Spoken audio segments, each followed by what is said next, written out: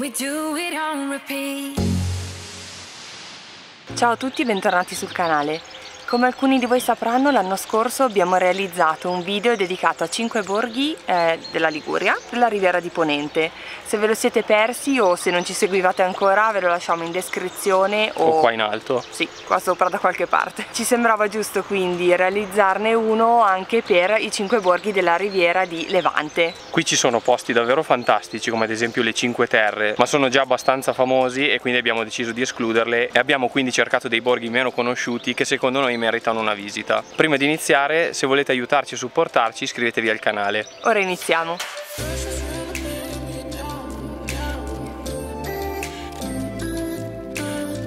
Tellaro è un piccolo e bellissimo borgo marinaro del Golfo dei Poeti. Essendo vicino alle Cinque Terre e a borghi più visitati come Porto Venere e Lerici, di cui è una frazione, viene a volte ignorato, ma secondo noi non ha niente da invidiare alle mete più famose.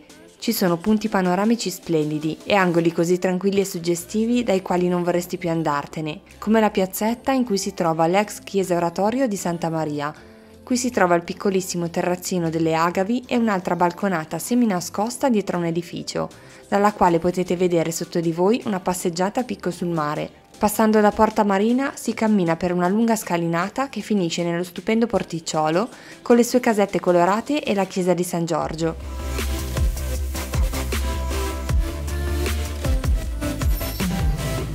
Passando dietro alla chiesa è possibile percorrere la passeggiata che avete visto dal belvedere. A differenza dei borghi delle Cinque Terre, Tellaro ci è sembrato più autentico e molto meno turistico. Il mare è trasparente e di un azzurro quasi verde davvero stupendo.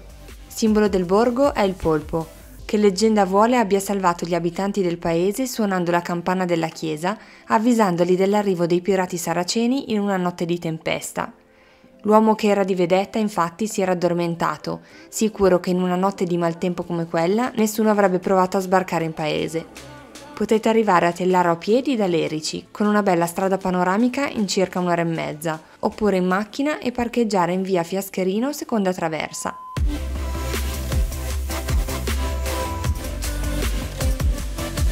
Dato che la Liguria non è solo mare, ma c'è anche tantissimo da vedere nell'entroterra, abbiamo pensato di parlarvi di Santo Stefano d'Aveto, paese che fa parte della città metropolitana di Genova, ma che si trova a 1000 metri sul livello del mare, immerso nel parco naturale dell'Aveto. Adagiato in una conca su cui domina il Monte Maggiorasca, la natura e le strade che abbiamo percorso per arrivare al borgo sono di una bellezza incredibile.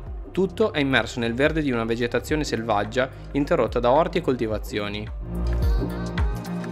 Il grande castello Malaspina Fieschi-Doria domina il centro del paese. L'interno è visitabile solo nei weekend purtroppo, ma anche solo dall'esterno fa un certo effetto. Il borgo è molto tranquillo e passeggiando per la via centrale potete fermarvi ad osservare un falegname che sta ultimando la sua ultima creazione, acquistare del miele o del formaggio che vengono prodotti qui in Val d'Aveto, oppure assaggiare i dolci tradizionali come la pinolata o i canestrelli. Siamo entrati nella pasticceria tradizionale di Santo Stefano e abbiamo scoperto che i dolcetti del posto sono i canestrelli e che li fanno un po' in tutti i modi, quindi ci sono i canestrelli classici, oppure con il cioccolato, con il cocco, con i pistacchi, quindi io ne ho preso uno per tipo così li assaggio tutti.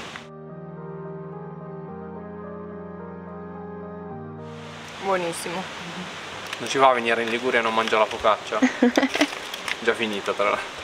E sono le 10 del mattino. Pranzo focaccia, cena focaccia. Dopo aver passato un ponticello su un torrente, vi troverete davanti al santuario della Madonna di Guadalupe, patrona della valle, davvero particolare e curato nei minimi dettagli.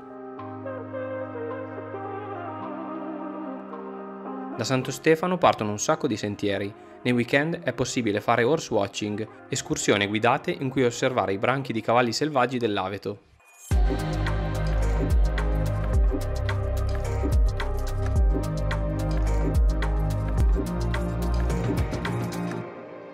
Framura è un borgo davvero particolare, non costituito da un unico paese ma da diverse frazioni. Potremmo definirlo un borgo diffuso o sparso.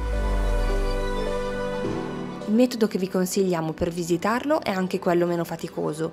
Infatti, parcheggiando nell'enorme area sterrata in frazione costa, potete fare una piacevole passeggiata in discesa di circa un'ora fino al mare. Il primo luogo che incontrerete a Costa è la chiesa di San Martino, con la sua grande piazza che offre uno spettacolo incredibile sul mare e sulla riviera sottostante. Noi ci siamo subito innamorati di questo luogo. Non c'era nessuno, solo il vento fresco e una pace incredibile. È il luogo giusto se volete ricaricare le energie e godervi un po' di tranquillità. Percorsa la via centrale, fiancheggiata da case color pastello, arriverete in un bel vedere con delle panchine. Seguite le frecce blu disegnate per terra o il segnavia bianco e rosso e scendete la scalinata che vi porterà fino a Setta, paesino principale di Framura con diversi punti dove poter mangiare e ricaricare le borracce. Il percorso è ricco di verde e fiori bellissimi. Ci sono anche un sacco di piante di bougainville, che adoro.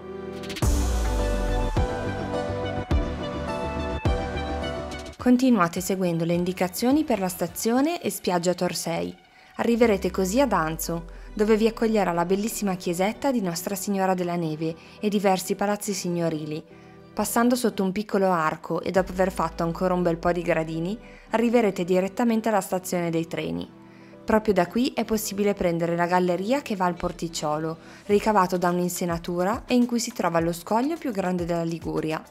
Fermatevi per un aperitivo al bar tutto bianco e azzurro che sovrasta questo porto.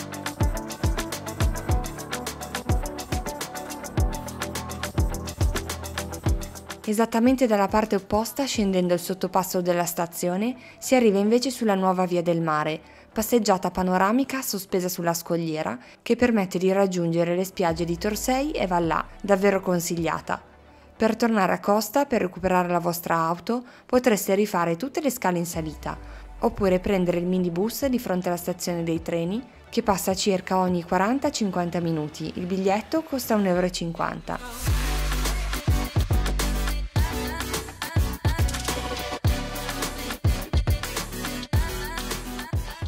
Varese Ligure è un antico borgo medievale immerso nella Val di Vara, nell'Appennino spezzino. Questa oasi verde della Liguria di Levante è ricca di paesi da scoprire, adagiati alle spalle delle Cinque Terre. Varese è anche noto come Borgo Rotondo, dato che il suo centro storico è costituito da un susseguirsi di bassi archi e case dalle tinte accese posizionate a cerchio intorno ad una piazzetta. Sotto questi archi, nell'antichità si concentravano le attività commerciali e la vita quotidiana degli abitanti.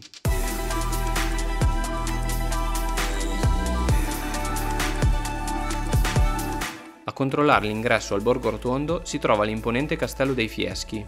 L'accesso è a offerta libera e si possono visitare diverse celle e salendo alcune scalette piuttosto ripide si arriva fino in cima alla torre, da cui si gode di un panorama stupendo sul paese e sulla valle. Tornando al borgo, se volete fermarvi a Varese per pranzo, non perdetevi alcuni piatti tipici della tradizione ligure, come i mandilli, i panzotti con salsa di noci, oppure un piatto di formaggi tipici della valle. Non perdetevi lo storico quartiere di Grecino, con il suo antichissimo ponte a unica arcata.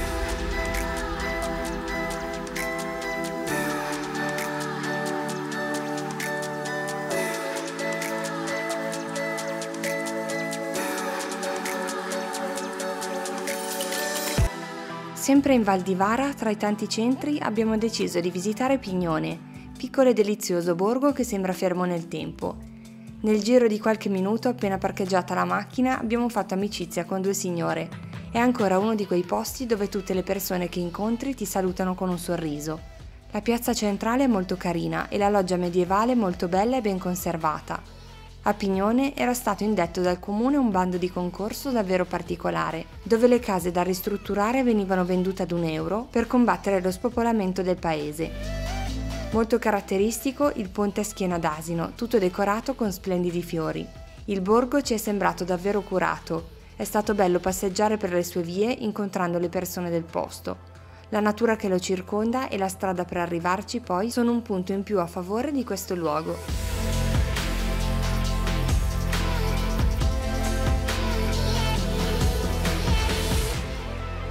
Grazie per essere arrivati alla fine del video, speriamo vi sia piaciuto. Siamo curiosi di sapere una cosa, scriveteci nei commenti quali borghi avete preferito, se quelli di Levante o quelli di Ponente. Se volete supportarci lasciateci un mi piace e iscrivetevi al canale, così non vi perdete tutti i nostri prossimi viaggi. Il prossimo video uscirà venerdì prossimo, quindi tra una settimana, e vi parleremo di un viaggio che abbiamo fatto all'estero. Ciao! Ciao ciao!